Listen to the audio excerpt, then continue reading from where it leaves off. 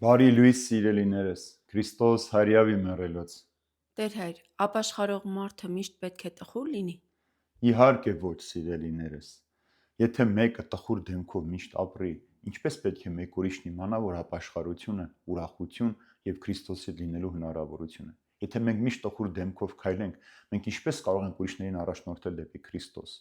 Ապաշխարությունը հոգևոր ուրախություն է, հոգևոր կյանքի ուրախություն է մարդու համար եւ նշանակում է, որ դու չպետք է տխուր դեմքով միշտ քայլես, որպեսզի մարդիկ հասկանան, որ դու ցավ ունես, տրտմած ես կամ ուրախության պակաս ունես, այլ հակառակը ցույց պիտի տաս, որ դու Քրիստոսի ներկայության մեջ ես ապրում եւ քո ապաշխարությունը Քրիստոսի ներկայության մեջ քեզ ուրախություն է պատճառում։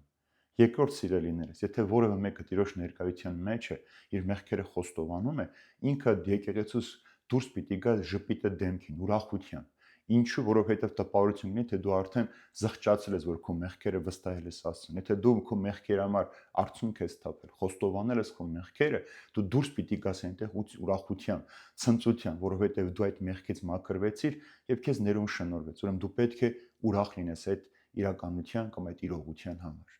Երրորդ սիրելիներս, հաճախ մարդիկ մտածում են, թե ապաշխարությունը արտաքին երևույթներով է պայմանավորված։ Իրենց հագուստներն են փոխում, հագուկապն են փոխում, կարծես թե իրենք ապաշխարության մեջ են։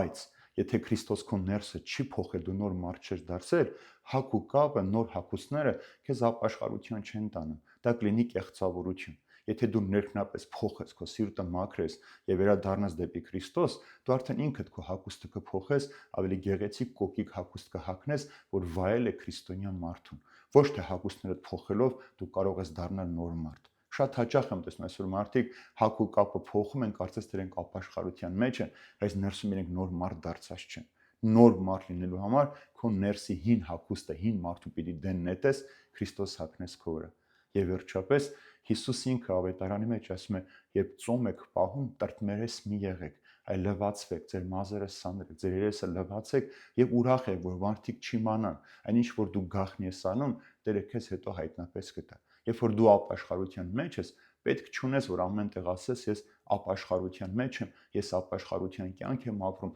ապաշխարության ճանապարհով դեպի Քրիստոս եմ գնում, հակառակը դու լուր պիտի անես եւ ուրախ պիտի լինես այդ ամենի մեջ։ Տխուր դեմքով պետք չի ասել, որ դու Քրիստոսին հավատում ես։ Քրիստոս այդ տխուր դեմքի կարիքը չունի։ Քրիստոսի դեմքին նայողը եւ վրա մեջ միշտ ժպիտ պետք է ունենա։ Քրիստոսի հայացքի մեջ նայող մարդը ուրախություն պիտի ապրի, որտեղ դու սերն ես տեսնում, անմահությունն ես տեսնում, հավիտենական կյանքն ես տեսնում այդ հայացքի մեջ։ Իսկ դրա համար դու իրավունք չունես տխուր լինելու, այլ այնինչ որ դու գախնի կանես, քո ապաշխարության կյանքը նոր մտածողությամբ, նոր կենցաղավարությամբ, քո դարձով դեպի Աստված, դու նոր մարդ պիտի դառնաս եւ շատերը քեզ տեսնելով իրենք էլ պիտի ուզենան այդ ճանապարհն անցնել եւ հավերժ Քրիստոսի ներկայության մեջ ապրել։